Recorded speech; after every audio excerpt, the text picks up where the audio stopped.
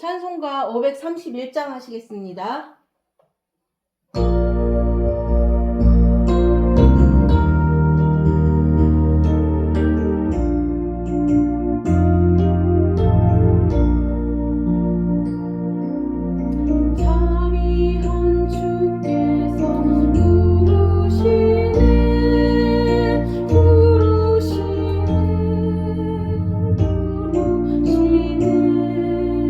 사랑의 햇빛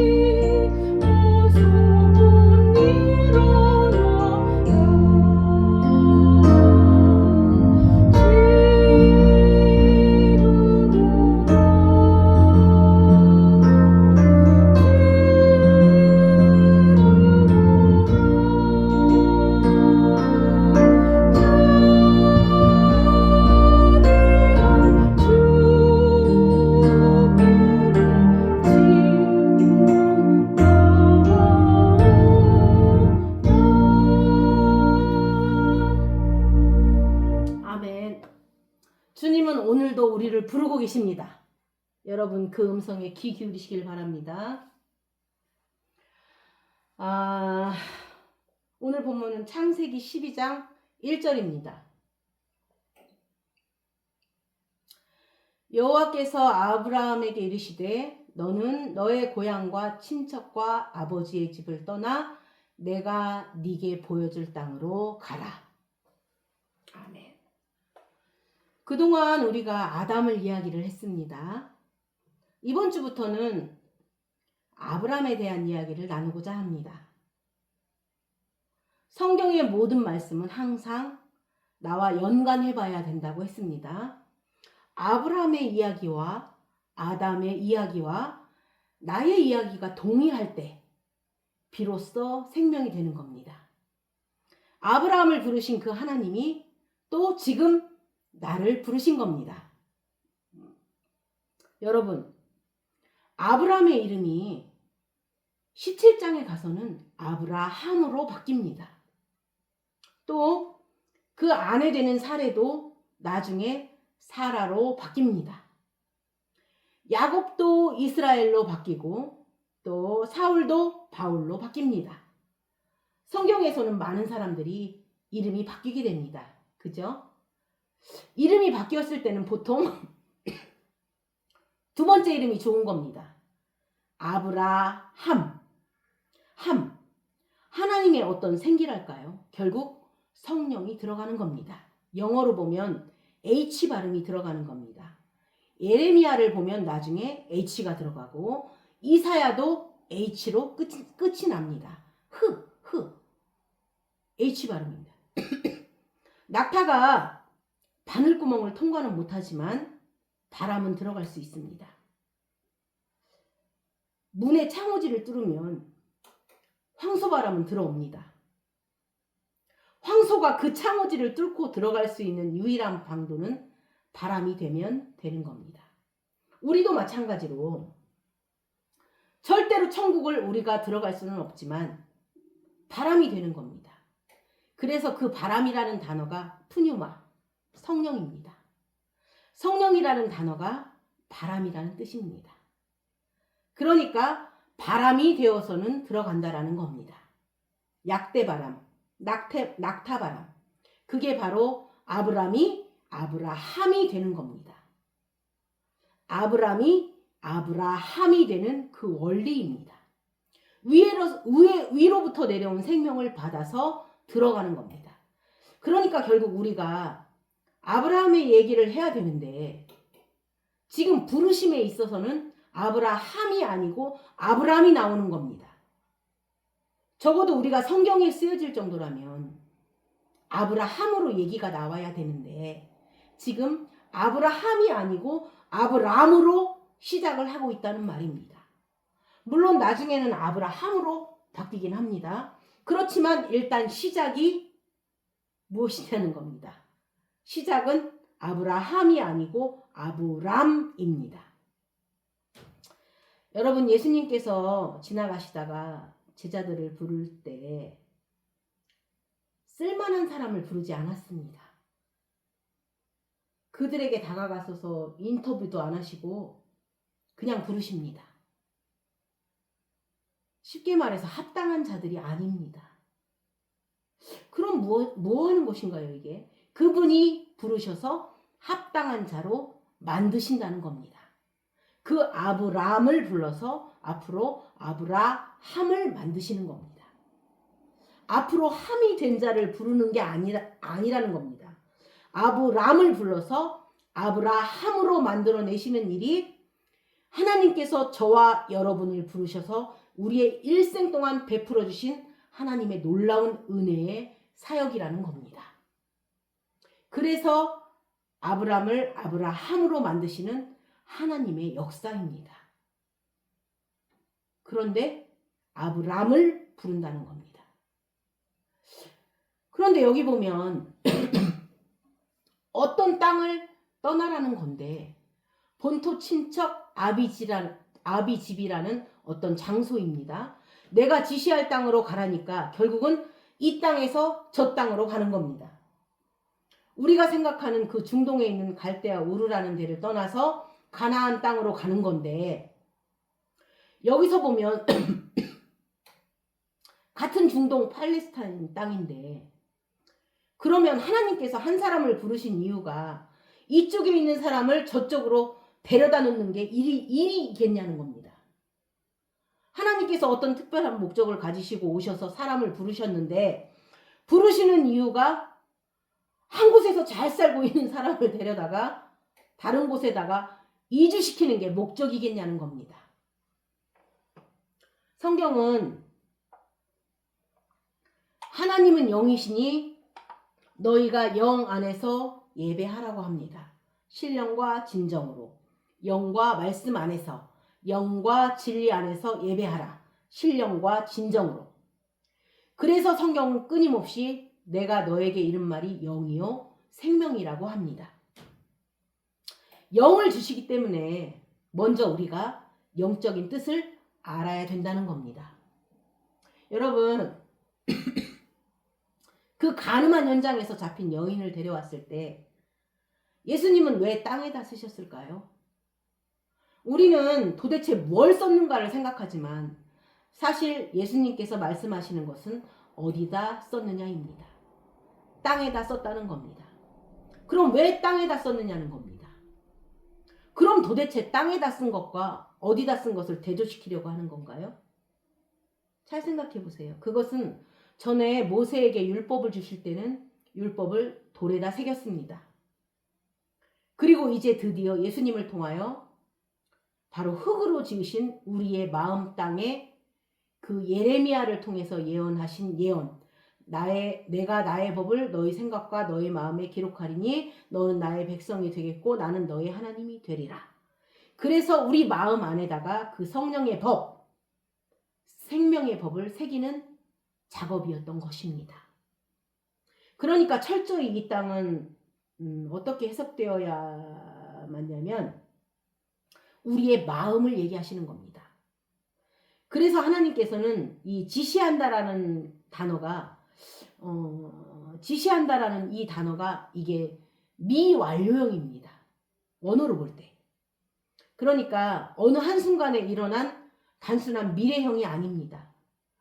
단순한 미래형은 나타나서 어디로 가라고 하실 거 아닌가요? 그렇죠. 어디로 가라. 그러면 되잖아요. 근데 그게 아니라 아브라함의 일생을 동행하면서 마치 하나님께서 우리 일생 가운데 오셔서 우리와 동행하시듯이 늘 그분은 성취하고 떠나가시는 분이 아니라 늘 우리 일생 동안 내내 함께 하시면서 인도하셔서 그 아브라함이라는 마음의 땅이 결국 본토 친척 아비집을 철저히 그렇죠. 자기 자신에 국한되는 사람입니다. 내가 알고 있는 나. 그렇죠? 본토 친척 아비집은 내가 알고 있는 나입니다. 내가 누구냐? 내가 기억하고 있는 나. 내가 나 자신을 나는 이런 사람이라고 규명하고 있는 나. 또는 내가 추측하고 있는 나. 내가 여기고 있는 나 자신. 그럼 나 자신으로부터 하나님께서 그를 해방시켜서 하나님이 만드는 참된 나. 하나님이 만드는 참된 자. 그분께서 내 안에서 진짜 이루고자 하는 하나님 나라의 마음을 가진 그런 땅. 그 아브라함을 만드시는 겁니다. 야곱을 부르셔서 이스라엘로 만든 하나님이 다스리는 주님께서 우리의 주권자가 되시고 우리를 다스리시는 그런 마음 땅을 만드시는 것이 하나님의 부르심의 이유이고 그 부르심은 결코 아브라함 한 사람에게 국한된 것이 아니라 아브라함의 정체성을 가지고 이 땅을 살아가고 있는 저와 여러분에게 찾아오셔서 지극히 사랑의 음성으로 너는 너 자신의 음성으로부터 자신으로부터 탈출해서 또 너 자신으로부터 나와서 내가 만들고자 하는 참된 너 자신으로 완성되어지기를 원한다라는 하나님의 음성을 들을 수 있기를 원합니다. 아브라함이 하나님의 음성을 들을 때 자기 자신은 당신이 나의 이름을 부르시기에 합당합니다라는 자신감을 가지고 나가지 않고 철저히 하나님의 긍휼히 여기시는 그분의 긍휼하심과 그분의 은혜로 이 음성을 들을 수 있었다는 겁니다. 그러니까 우리가 내가 내 자신을 볼 때 내가 아직 부족한 자라고 할지라도 하나님이 아브라함을 찾아오셨다면, 그리고 또 오셔서 말씀하셨다면 우리도 나에게 오셔서 말씀하실 수 있는 것이고 우리도 그 음성을 들을 수 있다는 겁니다.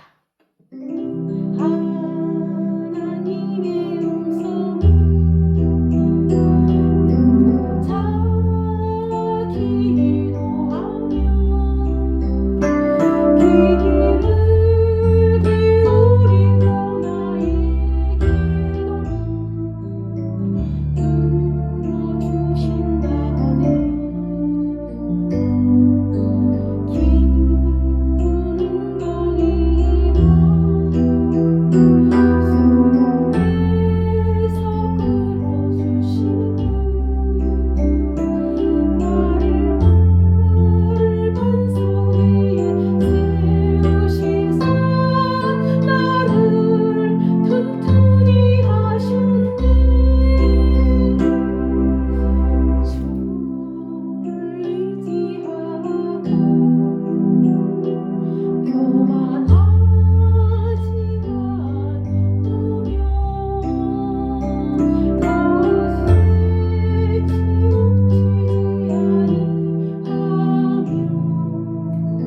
복이 있으리라.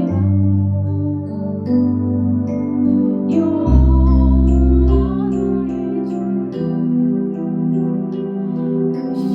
나의 주 크신 권능의 주라. 그의 크신 권능으로 우리들을 사랑하여 주시니 새 노래로 부르자. 랄랄라.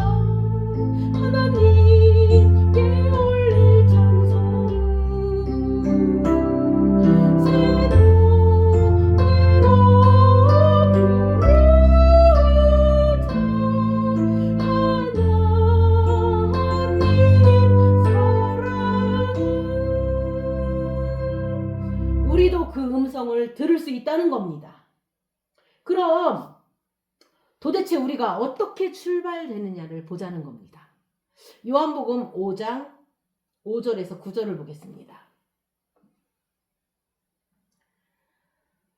5절에서 9절, 먼저 5절 볼까요? 거기 38년 된 병자가 있더라. 제가 말씀을 나눌 때 늘 하는 말, 이 말씀을 잘 인용하는데 여러분도 이제 잘 아실 거예요. 저는 예수님을 믿고 나서 너무 많이 우는데 몇 년을 울고 다녔는지 몰라요. 성경을 읽다가도 저는 잘 모르는데 어떤 구절만 나오면 그냥 막 눈물이 날 때가 많이 있습니다. 특별히 어떤 단어냐면 지금 읽은 것처럼 거기 38년 된 병자가 있더라. 이 사람도 있더라. 이러면 너무 짠합니다. 여러분, 이 사람이 있고 싶어서 있는 거냐고요. 여러분 지금 그렇게 살고 싶어서 그렇게 사냐고요. 이 사람이 38년 동안 그 연못 앞에서 있고 싶어서 있었겠는가요? 그것이 자기가 끌어안고 살아가는 자기 실존입니다. 그죠? 눈앞에 보이는 정답을 알면서도 그걸 만끽할 수 없고 누릴 수 없는 겁니다. 먼저 들어가면 낫는데 들어갈 수가 없어서 그 앞에서 멀끔하니 쳐다만 봐야 되는 겁니다. 중풍병자로 그냥 38년을 있는 겁니다. 이것이 바로 저와 여러분의 이야기이기 때문에 그렇습니다. 여러분, 우리는 그렇게 선한 삶을 원합니다. 아침에 일어나면 오늘도 하루를 거룩하게 예수님처럼 그렇게 살길 원합니다. 이렇게 기도해요. 그렇죠? 그런데 우리가 원하는 바 선은 행치 아니하고 도리어 원하지 아니하는 악을 행할 수밖에 없는 우리의 처지를 성경에서는 그냥 있더라. 이렇게 얘기하는 겁니다. 여러분, 세상 사람들한테 조롱받는 그 매국노였던 세리도 그렇습니다. 그때 당시에 세관 사람들은 자기 백성의 세금을 수탈해서 로마한테 바치고 남는 돈을 가져가는 사람들이었습니다. 그래서 더 많은 돈을 수탈해서 로마에 바치고 많은 돈을 자기가 축적했던 사람들입니다. 그래서 사람들의 손가락질을 받았던 사람입니다. 세리와 죄인과 창기들. 그런데 그 사람들이 예수님께서 저거 세관이지만 뉘우치는 레위를 불러들이지 않았습니다. 그냥 세관인 레위가 앉아있더라. 길 갈 때 날 때부터 소경된 사람이 앉아있더라. 어려서부터 손이 마른 자가 있더라. 예수님께서 회당에서 말씀을 가르칠 때 손 마른 자가 있더라. 그냥 있다는 겁니다. 그냥 그런 환경 속에서 그냥 자란 것이고 그렇게 출발을 한 겁니다. 그러니까 성경은 우리의 있는 모습을 그냥 그대로 그렇게 표현을 합니다. 거기에 사람이 있더라. 지금 말씀처럼 38년 동안 병자로 그냥 그 자리에 있더라. 우리가 얼마나 마음속에서 진짜 모든 사람과 화목하고 평화하고 사람을 존중하게 여기고 그 사람을 용납하고 서로 기쁜 말, 덕되는 말을 하기를 얼마나 원하는가요? 그런데 우리는 예기치 않는 일들, 예기치 않는 이야기들, 내가 전혀 예상하지 않았던 사건들, 또 우리가 상상할 수 없었던 반응들, 이런 것들을 접하면서 우리는 늘 마음이 막 갈래갈래 찢기기도 하고 아프기도 하고, 우리는 우리 자기 자신을 생각하면서 진짜 두 다리 뻗고 잘 수 없는 기나긴 밤들이 있었고, 오랫동안 마음에 상심하면서 눈물을 흘리고, 때로는 다윗처럼 침상을 적시면서 하루하루를 지내는 날들이 있었고. 그쵸? 저만 그런가요? 그런데 이런 것들은 우리가 원하는 게 아닙니다. 우리가 원하는 거는 진짜 선을 행하기를 원하고 하나님을 기쁘게 하기를 원하고 사람들과 평화하고 서로 존경하면서 진짜 희락과 참된 자유와 그런 평강을 누리면서 살기를 원하지만, 실제로 우리는 눈앞에 여기가 정답인데 거기는 못 들어가고 38년 동안을 거기에 앉아 있어야 되는 겁니다. 우리가 보기를 원하는데 볼 수가 없고 듣기를 원하는데 들을 수가 없고, 여러분, 우리는 진리에 대해서 듣기를 원하지만 기머거리입니다. 진리의 뭉둥병자이고 진리의 소경이 될 수밖에 없는 우리의 처지, 이 흑암과 혼돈과 공허로, 이게 우리의 실존을 성경은 그냥 그대로 기록한 겁니다. 그러한 사람들이 이렇게 있더라 입니다. 그런 사람들이 여기 있더라는 겁니다. 그러니까 예수님께서 그 무리를 보고 불쌍히 여기십니다. 오병이어 이 현장에서 그 사람들이 배가 고플까봐 민망하게 여기신 게 아니라는 겁니다. 주님께서는 그 무리들을 보고 그들의 처지를 보고 그들의 불가항력의 실존을 보셨기 때문에 무리를 보고 불쌍히 여기시는 겁니다. 성경은 이렇게 등장하는 겁니다. 38년 된 병자를 불쌍히 보시는 주님의 이야기로 출발을 합니다. 다시 이어서 6절을 읽겠습니다. 예수께서 그 누운 것을 보시고 병이 벌써 오랜 줄 아시고 이르시되 네가 낫고자 하느냐? 병자가 대답하되 주여, 물 이동할 때에 나를 못에 넣어줄 사람이 없어 내가 가는 동안에 다른 사람이 먼저 내려가나이다. 예수께서 가라사대 일어나 내 자리를 들고 걸어가라 하시니 그 사람이 곧 나아서 자리를 들고 걸어가니라. 이날은 안식일이니. 여기 예수님께서 이 사람에게 그 어떤 요구도 안 하십니다. 네가 낫기 위해서 어떤 일을 해야 했었다라는 타박을 하시지 않습니다. 너는 왜 어쩌다가 한심하게 여기에서 38년 동안이나 주저앉아 있었냐고 한 번도 그것을 우리에게 강요하거나 묻지를 않으십니다. 그냥 딱 한 가지, 우리에게 가능한 것 한 가지만 보십니다. 너는 이렇게 노력해 봤냐고도 안 물어보십니다. 우리의 결단과 노력과 우리의 의지에 대해서 예수님께서 전혀 물어보지도 않으십니다. 딱 한 가지, 우리가 가능한 것 뭘까요? 내가 어둠이면 내가 이 어둠에서 벗어나기를 원하는 소원은 있을 거 아닌가요? 또 내가 연약하면 나도 하나님께서 전능함을 베풀어 주셔서 내가 강한 사람이 되기를 원할 거 아닌가요? 내가 눈이 안 보이면 보기를 원하고, 내가 병약하면 치유받기를 원하고, 내가 들리지 않으면 듣기를 원하고, 내가 앉아있으면 일어서기를 원하는 거 아니겠는가요? 주님께서 우리에게 뭘 물어보셨다면 그것은 우리에게 불가능한 무거운 짐이 아니라 가능은 한 겁니다. 네가 딱 소원하느냐? 네가 진짜 낫기를 소원하느냐? 네가 현재 있는 너의 주소에서 그 상황에서 벗어나기를 원하고 있느냐입니다. 우리가 진짜 할 수 있는 게 또 하나 있다면 그겁니다. 하나님, 내가 진짜 변화되길 원합니다. 라는 그 원하는 마음은 있을 거 아닌가요? 원하는 마음 다 있죠? 다 있어요. 항상 진실하게 내 맘 바꾸사 하나님 남게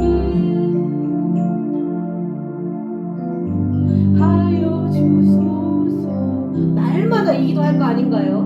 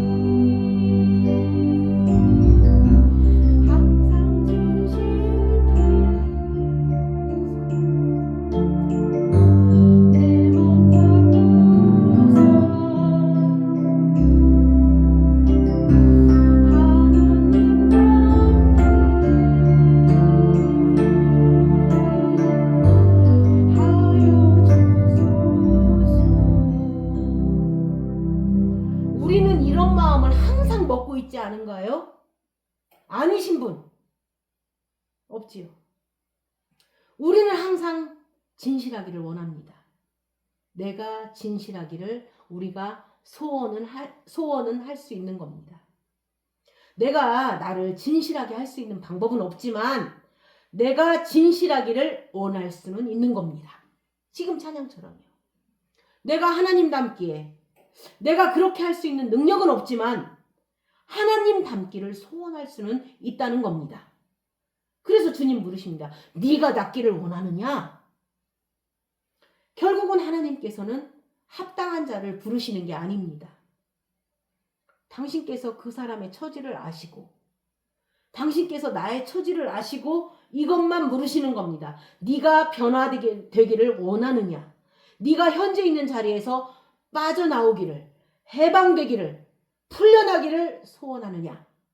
너의 그 욕망의 굴레에서 네 자기중심의 삶에서 그리스도 중심으로 또 다른 영혼을 사랑하는 그 이타적인 그러한 참된 선한 사람이 되기를 소원하느냐 물으시는데 우리는 그것을 소원할 수는 있다는 겁니다. 그렇죠? 시편 103편 12절에서 13절을 보시겠습니다. 동이 서에서 먼 것 같이 우리의 죄가를 우리에게서 멀리 옮기셨으며 아버지가 자식을 긍휼히 여김같이 여호와께서는 자기를 경외하는 자를 긍휼히 여기시나니. 우리 13절은 약간 말을 바꾸겠습니다. 아비가 자식을 불쌍히 여긴다 그럴 때 여호와께서는 땡깡 부리는 자를 불쌍히 여기시나니. 이렇게 바꾸면 뭐가 입증된 건가요? 적어도 나는 하나님께 아버지께 땡깡 부릴 수 있는 자구나입니다. 벌써 관계가 설정되는 겁니다. 적어도 내가 울고불고 하며 무엇이라고 외칠 수 있는 그분이 내 아버지라는 겁니다. 이게 지금 점잖게 표현된 겁니다. 14절 볼까요? 이는 그가 우리의 체질을 아시며 우리가 단지 먼지뿐임을 기억하심이로다. 우리가 먼지뿐임을 기억하심이로다. 그분이 우리를 불쌍히 여기는 것은 우리가 어떤 사람인 것을 알기 때문입니다. 여러분, 잘못된 종교의 문제가 어디서 비롯되느냐 하면 하나님께서 뭔가 이런 우리한테 고급된 어떤 삶, 우리의 수준을 넘는 그 어떤 고도의 영적인 삶을 계속 요구하고 계시다라는 착각을 하고 있다는 겁니다.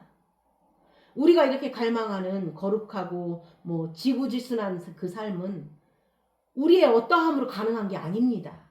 그거는 하나님께서 하나님의 방법으로 하나님의 시간 안에서 그렇게 만들어주시면 됩니다. 그러니까 여기서 내가 그 땅을 지시한다라는 그 단어가 우리 일생을 떠나지 아니하시면서 당신이 원하시는 그 삶의 수준까지 하나님께서 만들어 주시겠다는 겁니다. 끊임없이 인도하신다는 겁니다. 인도하는 삶입니다. 우리가 그분을 너무 모르기 때문에 우리가 애써서 수고하고 스스로 짐을 무겁게 만드는 경우가 많습니다. 예수님께서 부르실 때 보면 그냥 그 사람이 있는 모습 그대로 거기 가셔서 부르십니다. 레위야, 넌 어쩌다가 그런 직업을 가졌니? 이렇게 묻지 않으십니다. 요즘 이거는 귀한 직업이에요, 세리는. 근데 그때는 그게 세리라는 말과 함께 매국노의 아주 대표적인 단어였습니다. 그들은 자기 백성의 피를 빨아서 더 많이 바치고 자기도 챙기는 겁니다. 그러니까 힘을 사용해서 돈을 수탈해서 그 약속했던 액수를 주고 그 나머지를 자기가 챙기는 겁니다. 그 삭개오가요, 내 재산의 절반을 바치겠다고 하는데 도대체 얼마나 많은 부를 챙긴 건지 여러분 짐작할 수 있죠? 그런데 하나님께서 그들을 부를 때 너는 어쩌다 그런 직업을 가졌냐고 말씀하지 않으셨다는 겁니다. 우리가 주님 앞에 나올 때 많은 사람들이 자기 문제를 끌어안고 올 겁니다. 어떤 사람은 많은 중독의 문제를 가져올 겁니다. 요즘 얼마나 많은 중독들이 생겼는가요? 그런데 넌 어쩌다 중독자가 돼서 나를 만나러 왔느냐? 씻고 와라. 이렇게 얘기 안 하신다는 겁니다. 너 있는 모습 그대로 와라. 이거 제가 제일 좋아하는 말인데 영어로 as you are. Come to Jesus as you are. 네 있는 모습 그대로 와라. Come to Jesus as you are. 내 있는 모습 그대로 와라. 그분이 그렇게 부르시는 겁니다. 성경에 기록된 대로 있는 모습 그대로 있더라. 그런데 그분이 우리를 그렇게 부르실 수 있는 건 우리의 체질을 아시며 우리가 원래 먼지뿐임을 기억하시기 때문입니다. 아멘. 요한복음 8장 7절에서 9절을 보시겠습니다. 그들이 묻기를 맞이 아니하는지라 이에 일어나 이르시되 너희 중에 죄 없는 자가 먼저 돌로 치라 하시고 다시 몸을 굽혀 손가락으로 땅에 쓰시니 그들이 이 말씀을 듣고 양심의 가책을 느껴 어른으로 시작하여 젊은이까지 하나씩 하나씩 나가고 오직 예수와 그 가운데 섰는 여자만 남았더라. 여러분, 여기 군중과 여인의 차이는 무엇인가요? 군중은 걸어갔고 여인은 안 걸어간 겁니다. 우선 군중과 여인의 차이는 예수님의 말씀을 듣고 군중들은 돌아갔습니다. 어디로 돌아갔는가요? 바로 자기 자신에게 돌아간 겁니다. 자신에게 돌아간 겁니다. 그런데 여인은 돌아갈 자기 자신이 더 이상 없었습니다. 돌아가도 희망이 없는 걸 깨달은 겁니다. 자기 자신에 대해서 희망이 없는 걸 보는 것. 나는 돌아갈 나 자신이 더 이상 실종됐다. 나라는 자신은 이제 죽었다. 자기 자신이 죽었다라는 걸 보는 그 상태를 성경에서는 그리스도 안이라고 얘기합니다. 그러나 그들은 돌아갈 자기 자신이 아직 있는 겁니다. 그래서 돌아간 겁니다. 그래서 한국말이 굉장히 복음적입니다. 자신 있습니다. 이거는 돌아갈 자신이 있다는 겁니다. 자기 자신이 있는 겁니다. 돌아갈 자리가 있다는 겁니다. 많은 사람들이 자기가 돌아갈 자리가 있다고 생각합니다. 우리가 무슨 죄를 졌다면 죄를 졌다는 것은 자기의 불가능이 드러난 겁니다. 누가 일부러 죄를 지으려고 했겠는가요? 자기가 죄를 안 지으려고 하는 마음을 이겨내지 못하는 게 그게 바로 자기 불능입니다. 자기의 솔직한 연약함의 상태가 드러나게 되는 겁니다. 그런데 사람들이 다시 자기 자신에게 돌아갑니다. 아, 이번에는 제대로 죄를 견뎌보자. 이번에는 죄를 짓지 않고 잘 지켜보자. 아직도 돌아갈 자기 자신이 남아있는 겁니다. 그래서 이게 한국말로 자신 있다입니다. 우리가 기도할 때 회개한답시고 하나님 저는 자신 있습니다라고 이렇게 얘기하는 거 아닌가요? 다시는 안 하겠습니다. 이건 자신 있다는 겁니다. 그런데 그건 그리스도 안이 아니라 그리스도 밖입니다. 그런데요, 자신이 없다는 것은 내가 다시 돌아가도 난 소용이 없다는 걸 본 겁니다. 내가 다시 돌아가도 나는 희망이 없음을 보는 겁니다. 나는 죽은 자이기 때문에, 나는 율법에 대해 철저히 죽은 적이 있기 때문에, 율법으로 말미암아 율법에 대하여 죽은 자이기 때문에, 그래서 나는 이 자리에서 털썩 주저앉을 수밖에 없다는 건데, 그게 바로 그리스도 안이라는 겁니다. 저들은 자신으로 돌아가고 다시 한번 시도해보자. 다시 한번 마음을 잘 먹어보자. 다시 한번 결단하고 돌아간 것이고, 이 여인은 돌아갈 그 자리가 없었습니다. 돌아갈 자기 자신이 없었습니다. 그래서 털썩 주저앉은 그 자리가 바로 그리스도 안이었습니다. 그래서 율법으로 말미암아 율법에 대해 죽었으므로 하나님께 대하여 살아날 자가 되는 겁니다. 율법에 대하여 죽었기 때문에 하나님에 대하여 살아난 겁니다. 근데 저들은 아직 돌아갈 자기 자신, 그 자리가 있는 겁니다. 자기 자신으로 돌아갑니다. 그리고 끊임없이 되풀이되는 반복되는 기도만 하는 겁니다. 하나님 내년에는, 하나님 다음에는, 하나님 다음에 똑같은 일을 겪으면 다음에는 제대로 하겠습니다. 그렇게 안 하면 내가 손가락을 지지겠습니다. 그래 놓고는 맨날 손가락만 지지는 거예요. 하나님 다시는 안 그러겠습니다. 여러분, 하나님께서는 제일 많이 듣는 기도가 그거랍니다. 다신 안 하겠다. 그런데요, 우리는 그냥 그 자리에 있는 겁니다. 자기 자신에 대하여 희망이 없는 자라는 걸 우리는 봐야 하는 겁니다. 로마서 8장 1절에서 2절을 보시겠습니다.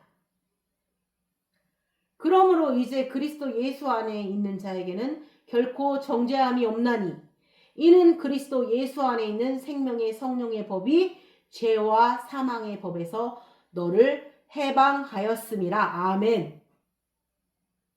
이 사람이 그리스도 예수 안에 있게 하기 위해서 노력한 게 아니라는 겁니다.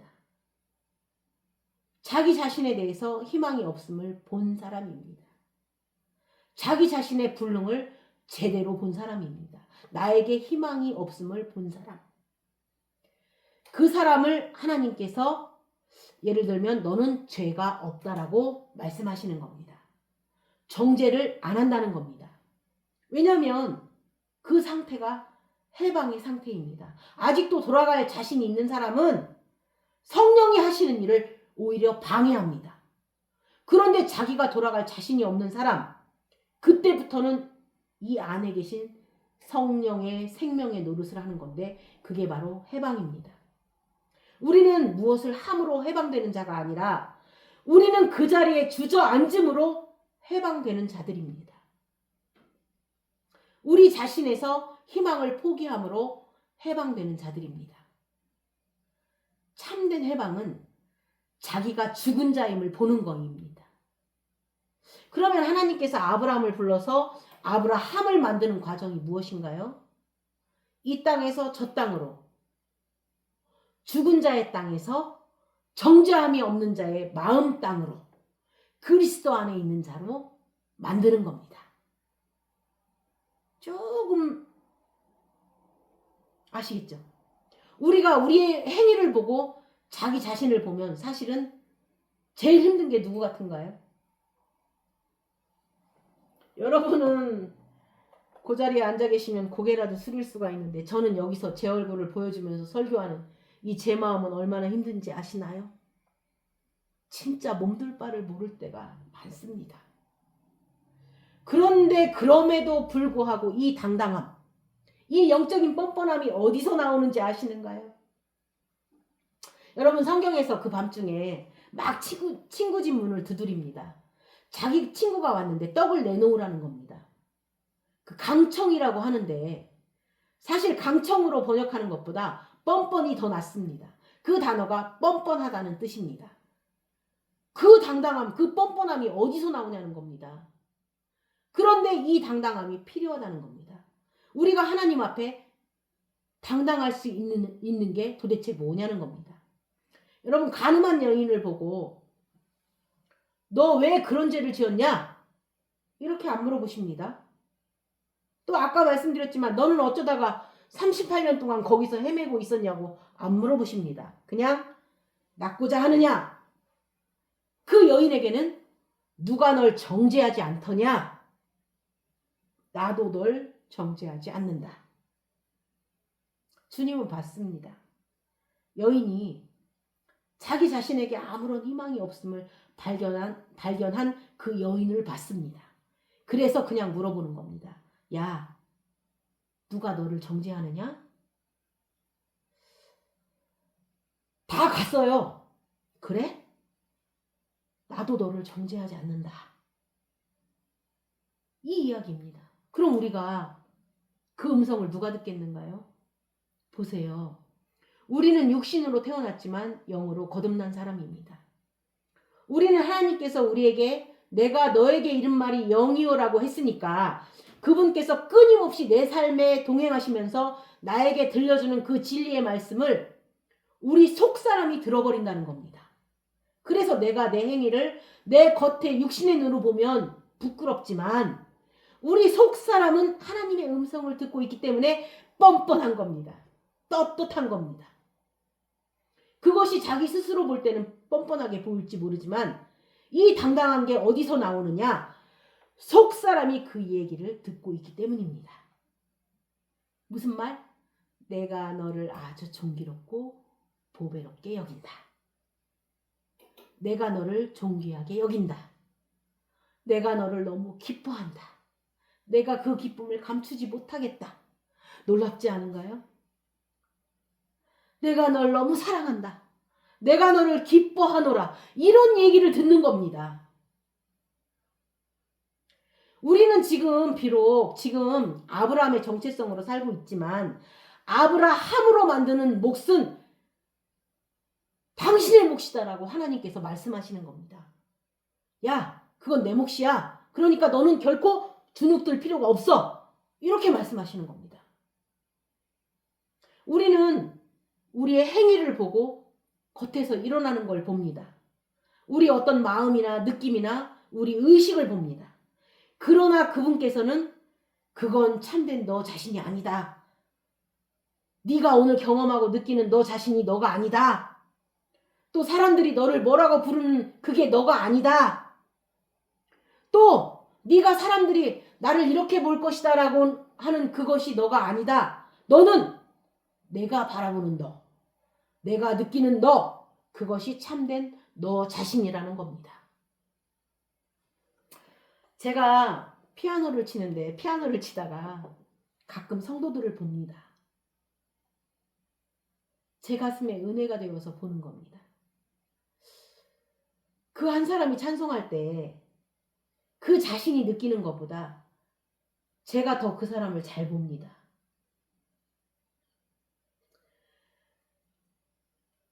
그 자기 자신이 자기 자신을 보는 것보다 제가 피아노를 치면서 보는 그분이 훨씬 더 존귀합니다. 왜 그런지 아세요? 여러분의 모습이 너무 존귀하기 때문에 제가 보는 겁니다. 진심입니다. 그런데 본인들은 모릅니다. 본인들은 너무 애통해하면서 찬양을 합니다. 자기가 너무 부끄러워서 어떤 때는 고개를 푹 숙이고 찬양합니다. 어떨 때는 눈을 감고 눈물을 흘리면서 찬양을 합니다. 어떤 때는 두 손을 들고 가슴을 쳐가면서 기도를 합니다. 찬양을 합니다. 하나님은 더 귀하게 보시겠지만 제가 피아노를 치면서 보면 적어도 제 마음에 그렇게 보입니다. 아, 저분은 참 존귀한 사람이야. 여러분, 우리가 아기를 낳아서 보여줄 때, 사람들한테 보여줄 때 엄마 닮았네, 아빠 닮았네 하면 그 부모 입장에서는 어떻게 그러니까 엄마 닮았는데 왜 아빠 닮았다고 해요? 이렇게 얘기할 때가 있는데 그건 그냥 자기들이 보는 겁니다. 그렇죠? 그런데 남이 더 잘 봅니다. 그러니까 아기가 잘생기면 자기 닮았다고 우기지 마시고 남이 하는 얘기를 믿으면 됩니다. 이게 제가 피아노를 치다가 보면 진짜 존귀한 게 보입니다. 저분의 삶이 어떻게 여기까지 왔고 저분의 삶이 어떻게 이렇게 저렇게 진행되는지는 잘 모르지만 적어도 저분 참 존귀한 분이라는 게 보입니다. 하나님 당신께서 설정해 놓은 겁니다. 하나님 당신이 만들었고 당신이 규명한 겁니다. 당신이 부르신 겁니다. 당신이 선포하신 겁니다. 네가 너를 어떻게 여기고 어떻게 느끼든 내가 부르는 그것이 참된 자하고 그것이 너의 진정한 정체성이다라는 겁니다. 너의 참된 정체성은 바로 하나님의 마음에 있고 하나님의 행하심에 있고 그분의 뜻과 그분의 부르심에 있지 네가 느끼는 그 네가 진짜가 아니다라는 겁니다. 하나님이 그렇게 바라보신다라는 겁니다. 피아노를 치면서 그 찬양하는 그분을 보면 어떤 때는 하나님이 저분을 만지시는 게 보입니다. 하나님께서 저분의 영혼을 쓰다듬고 있는 게 보입니다. 아, 하나님이 저 영혼을 너무 귀하게 여기는구나. 우리는 자기 자신을 생각해도 부끄럽고 남들이 나를 어떻게 볼까? 내가 또 이렇게 살아왔고 내가 이러고 저러고 있는 이런 자기 자신을 보면서 우린 전혀 당당하지 않습니다. 하지만 그렇지 않습니다. 하나님이 그 영혼을 그냥 귀하게 보시는 겁니다. 여러분, 하나님이 지나가시다가 날 때부터 소경된 자를 보시고 하나님이 지나가시다가 저기 성문밖 앞에서 구걸하는 그 거지를 보시고, 지나가시다가 38년 동안 연못 앞에 들어가지 못해서 그 앞에 주저앉아 있는 그 병자를 보시고, 날 때부터 손이 말랐는데 그래도 혹시 무슨 좋은 일이 있을까 안식회당 옆에 앉아있는 그 불쌍한 사람을 보시고입니다. 우리가 그냥 있는 겁니다. 우리는 내 자리에 그냥 있는 겁니다. 하나님은 하늘나라로 올라가라는 주문을 하지 아니하시고, 하늘나라로 찾아오라는 주문을 하지 아니하시고, 그분이 나 있는 지점에 오셔서는 네가 낫고자 하느냐. 그래서 우리는 당당할 필요가 있다는 겁니다. 여러분, 아들을 아끼지 아니하시는 하나님께서 우리를 위하시는데 누가 우리를 대적하겠냐는 겁니다. 우리 그 로마서 볼까요? 이렇게 기록되어 있습니다. 로마서 8장 31절에서 32절입니다. 그런즉 이 일에 대하여 우리가 무슨 말 하리요? 만일 하나님이 우리를 위하시면 누가 우리를 대적하리요? 자기 아들을 아끼지 아니하시고 우리 모든 사람을 위하여 내주신 이가 어찌 그 아들과 함께 모든 것을 우리에게 주시지 아니하겠느냐? 그분이 아들을 주셨는데 그 무엇을 아끼겠냐는 겁니다. 누가 능히 하나님의 택하신 자들을, 여러분 이 택하신 자들이 자기가 속했다고 믿으시면 아멘입니다. 여러분도 속하셨나요? 하나님이 택한 자를 누가 송사하겠냐는 겁니다. 하나님이 의롭다고 했는데 누가 너를 정죄하겠냐는 겁니다. 너를 위해서 죽었고 다시 살아나신 이가 그리스도인데 또 그가 하나님의 우편에 계셔서 우리를 위하여 간구하시는데, 여러분 그분은 내 안에 영으로 계시는데, 맞죠? 그곳이 하나님 우편입니다. 하나님 어디 계신가요? 이 안에, 이 내 안에 지금 보좌를 삼으셨습니다. 로켓 타고 막 올라가야 하는데 그런 데 계시지 아니하시고 거리가 전혀 없는 곳에 계신 겁니다. 이미 알고 계시죠? 그냥 여기 계신 겁니다. 그래서 우리가 찬양의 고백을 할 수 있는 겁니다.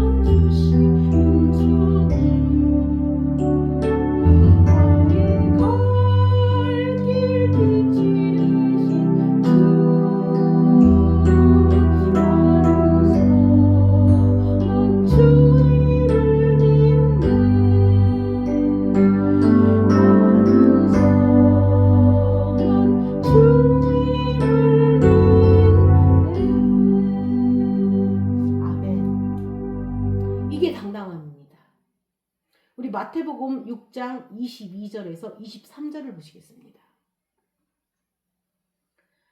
눈은 몸의 등불이니 그러므로 내 눈이 성하면 온몸이 밝을 것이요.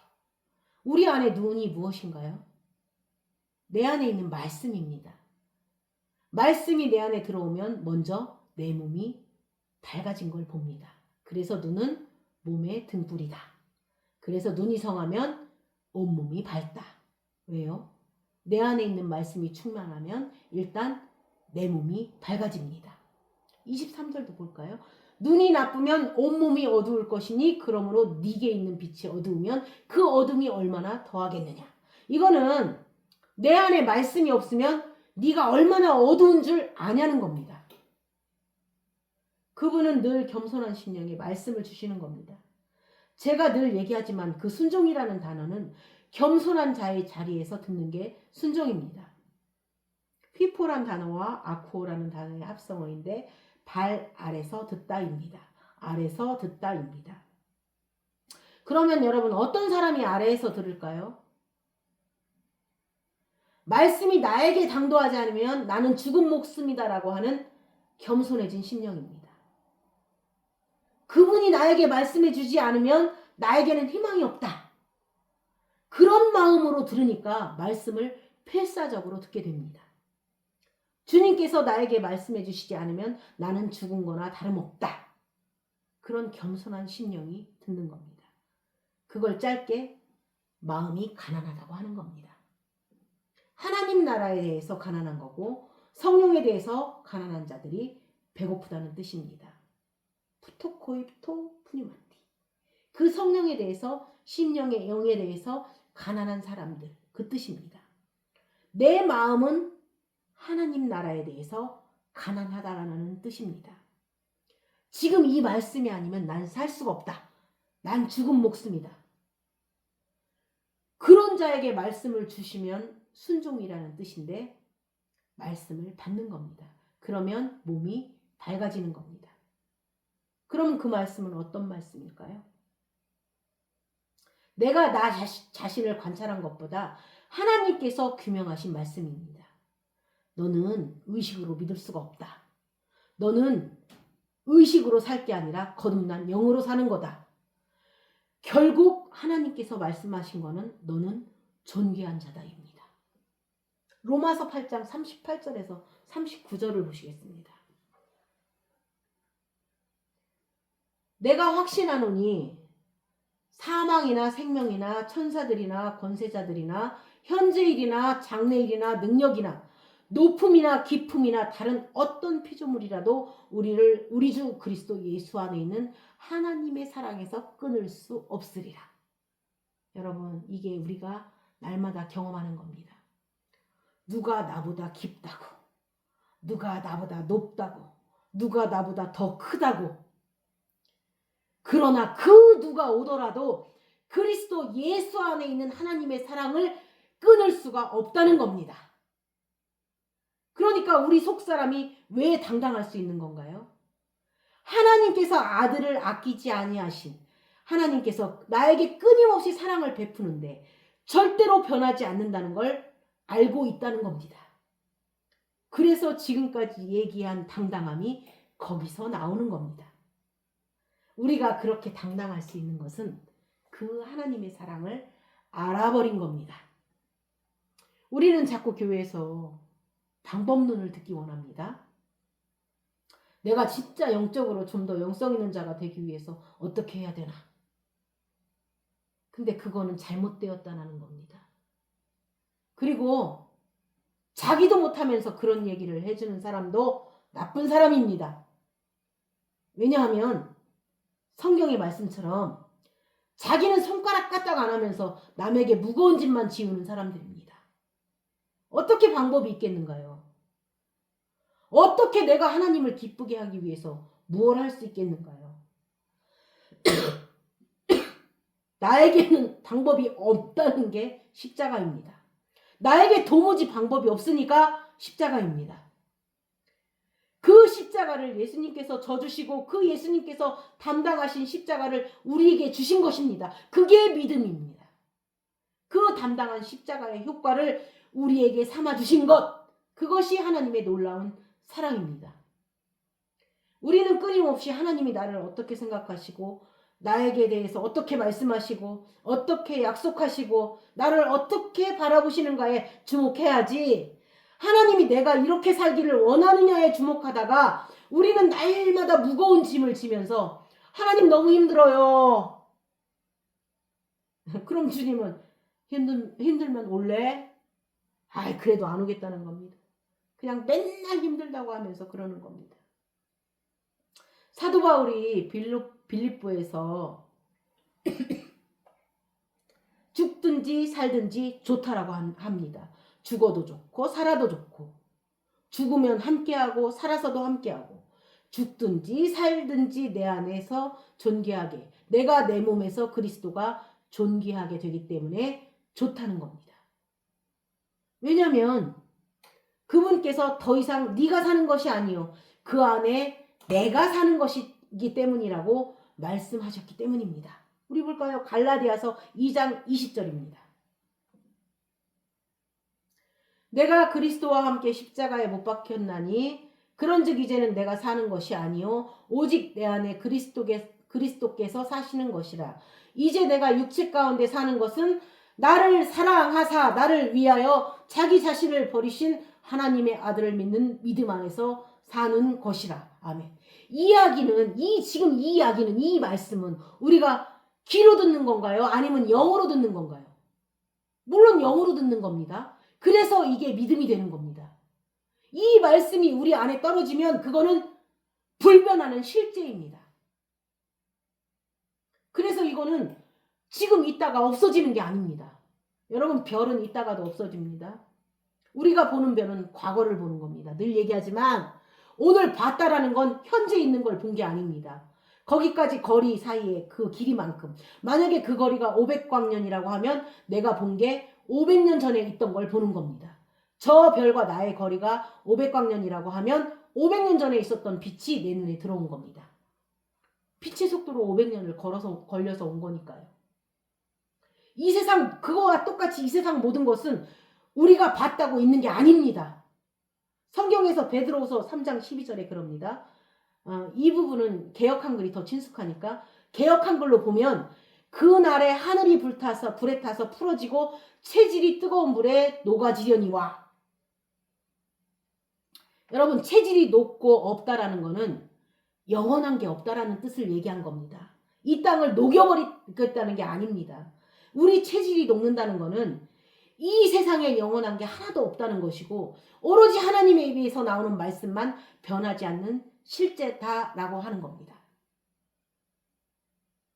그런데 그 말씀은 십자가의 주님께서 실제로 인자로 오셔서 이 땅에서 십자가에 못 박혀 돌아가셨지만 그 일은 하나님의 세계 안에서 영적으로 어떻게 우리의 진정한 실체가 되느냐 하면, 너와 함께 못 박혔고 너는 죽었고 정과 욕심이 못 박혔고 이제는 네가 사는 것이 아니오 내 안에 예수 그리스도가 너의 생명이다. 왜냐하면 그분이 죽고 너와 함께 부활했기 때문이다. 우리는 그 음성 안에, 그 음성을 우리 안에서 듣는 겁니다. 내 안에서 그분이 맨날 얘기해 주는 겁니다. 그래서 우린 당당한 겁니다. 제가 어느 날 갑자기 일어나서 이런 얘기를 하는 게 아닙니다. 저도 제가 이 자리에서 하나님의 말씀을 전할 수 있었던 것이 그분이 우리에게 해주신 말씀이 믿겨지지 아니하면 여기 설 수가 없습니다. 사람이 양심 있죠. 감히 어른들 앞에서, 오히려 제가 한 수 배워야 될 사람인데 어떻게 설교를 하겠는가요? 그런데 저한테는 이 뻔뻔함이 여러분보다 세기 때문입니다. 저는 진짜로 하나님이 우리를 얼마나 사랑하신다는 것을 깨달았습니다. 하나님이 우리의 어떠함을 바라보고 물어보시는 분이 아니라 당신의 어떠하심 안에서 우리를 바라보고 계시는 것을 더 절절하게 알려주셨습니다. 우리를 사랑하시고 귀하게 본다는 걸 알게 되었습니다. 그러니까 신앙은 뭐냐면 자기 자신에게 희망이 없음을 보는 것이고, 그리고 하나님이 나를 어떻게 바라보시냐를 바로 아는 게 신앙입니다. 그것이 나라는 존재라는 겁니다. 우리가 왜 이렇게 힘들게 살아가는가 하면 참된 자기 자신을 모르기 때문입니다. 참된 자기 자신을 모른다는 겁니다. 참된 내 자신은 하나님이 말씀하신 겁니다. 이 세상 사람들 누가 다 뭐라고 할지라도 하나님께서 너는 너무 존귀하다 하시면 존귀한 겁니다. 제 눈에도요, 적어도 사람들이 뭐라고 그래도 그 사람이 귀에 존귀해 보이는 걸 어떡하겠는가요? 너 저 사람하고 왜 같이 다니니? 둘이 안 맞는데? 아, 저 사람 왜 도와주니? 이런 말들 해요. 근데 제가 늘 하는 말이 있어요. 머리로는 안 되는데 가슴이 간다고. 이 가슴, 이것은 하나님이 그렇게 보는 겁니다. 저는 그런 사람이 되기를 소원합니다. 제가 만나는 모든 인생들을 하나님이 바라보시는 것처럼 저도 그렇게 바라볼 수 있기를 원합니다. 그런데 가장 힘든 건 남은 그렇게 볼 수 있지만 자기 자신을 그렇게 보는 건 힘들다는 겁니다. 그런데 언젠가 우리가 영적으로 성숙해질 때 내가 남들을 하나님이 그렇게 볼 거라고 믿듯이 나 자신을 하나님이 이렇게 바라보고 계시다는 것이 믿어진다면 우리는 이 땅을 진짜 평강과 희락으로 살 수가 있다는 겁니다. 빌립보서 1장 19절에서 21절을 보시겠습니다. 이거는 바울이 언제 죽을지도 모르는 감옥에서 쓴 건데 얼마나 담대한지 한번 보세요. 19절입니다. 이것이 너희의 간구와 예수 그리스도의 성령의 도우심으로 나를 구원에 이르게 할 줄 아는 고로 나의 간절한 기대와 소망을 따라 아무 일에든지 부끄러워하지 아니하고 지금도 전과 같이 온전히 담대하여 살든지 죽든지 내 몸에서 그리스도가 존귀하게 되게 하려 하나니 이는 내게 사는 것이 그리스도니 죽는 것도 유익함이라. 그런데요, 이 글 뒤에 재밌는 이야기가 나옵니다. 그런데 내가 살 것이다. 살 것 같다. 아, 죽는 것도 유익함이라 딱 해놓고 그 다음에 내가 살 것 같다. 내가 요번에는 살아서 나갈 것 같다. 왜냐하면 내 마음은 빨리 죽어서 주님과 함께 그리스도와 함께 하는 게 더 좋은데 그것보다 더 유익한 게 있다는 겁니다. 내가 육신으로 살아서 많은 열매를 맺고 너희와 함께 거함으로 너희들의 믿음이 더욱더 진보될 것 같아서 내가 더 좋은 것보단 더 유익한 걸 택하겠다. 아니, 하나님의 택함을 믿게 되었습니다. 그러니까 이 사람이 초월해버린 겁니다. 죽든지 살든지 하나님께서 나에게 해주신 일이 믿어지면 사람이 거기서부터 자유해집니다. 우리가 그렇게 스스로 감싸고 있던 자기 자신, 잘못된 자기 정체성 때문에 우리는 이거를 굉장히 감싸고 있습니다. 자기중심. 우리의 구조 자체가 그걸 딱 보호하려고 합니다. 그러니까 누가 싫은 소리 한마디 하면 딱 벌써 가시가 돋치는 거예요. 그러니까 그것이 안 되면 자기를 보호하는 그게 안 되면 성가시고 괴롭고 고통스럽고 아프고 상처를 입습니다. 근데 그 잘못된 정체성에서 벗어나서 그리스도가 내 안에서 사는 것이라고 믿어버리면 이젠 자기 자신이 어떻게 되든지 담대할 수 있다는 겁니다. 우리가 겁 안 내는 사람들은 그게 믿음이 아니라 원래 DNA가 그런 겁니다. 그런데 이 믿음 안에서 우리가 담대할 수 있는 것은 그 DNA로부터 나오는 것이 아니라 그분의 말씀, 그 약속을 내 영혼 안에 계속 받아들일 때 이 사람이 영적으로 당당해지는 겁니다. 굉장히 당당해지는 겁니다. 또 그러면 그분이 하시는 말씀이 자꾸 들리는 겁니다. 하나님이 예수님께 무슨 얘기를 했다고 보면, 아니 보세요. 하나님이 예수님께 무슨 말씀을 했겠죠? 그런데 예수님아, 너는 이런 사람이다. 예수님이 이 땅에 오셨습니다. 그러면 예수님이 지금 우리 안에 들어와 있으니까, 그러면 지금 하나님께서 예수님에게 하신 말씀은 이제 우리에게 동시에 동일하게 하고 계신다는 겁니다. 그래서 예수님께서 침례하시고 땅에서 올라오실 때 마태복음 3장에 이런 얘기를 합니다. 마태복음 3장 16절에서 17절입니다. 예수께서 침례를 받으시고 곧 물에서 올라오실새 하늘이 열리고 하나님의 성령이 비둘기같이 내려 자기 위에 임하심을 보더니 하늘로부터 소리가 있어 말씀하시되 이는 내 사랑하는 아들이요 내 기뻐하는 자라 하시니라. 여러분, 이 얘기를 누구한테 하겠는가요? 바로 나한테 하는 겁니다. 예수님 내 안에 계시잖아요. 그렇죠? 그러니까 하나님이 예수님께 하신 이 말씀이 바로 나한테 하는 겁니다. 성경에 하시는 말씀들이 우리의 가슴에 새겨지는 감전의 시간 되시기를 주님의 이름으로 축원합니다. 마지막으로 성경 구절 두 군데를 읽어보고 오늘 설교를 마치겠습니다. 스바냐 3장 17절 말씀입니다. 이거는 우리가 복음성가로도 아주 잘 부르고 있고 잘 알고 있는 겁니다. 스바냐 3장 17절입니다. 너의 하나님 여호와가 너의 가운데 계시니 그는 구원을 베푸실 전능자이시라. 그가 너로 말미암아 기쁨을 이기지 못하시며 너를 잠잠히 사랑하시며 너로 말미암아 즐거이 부르며 기뻐하시리라 하리라. 그 다음에 또 너는 택한 족속이요 왕같은 제사장이라고 얘기합니다. 베드로전서 2장 9절에서 10절입니다.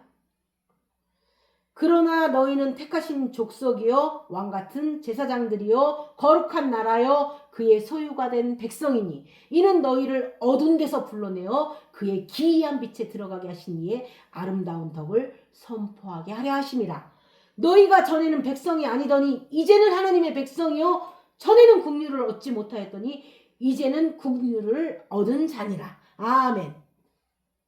하나님의 국률하심이 여러분에게 넘치시기를 주님의 이름으로 축원합니다. 찬양하시겠습니다.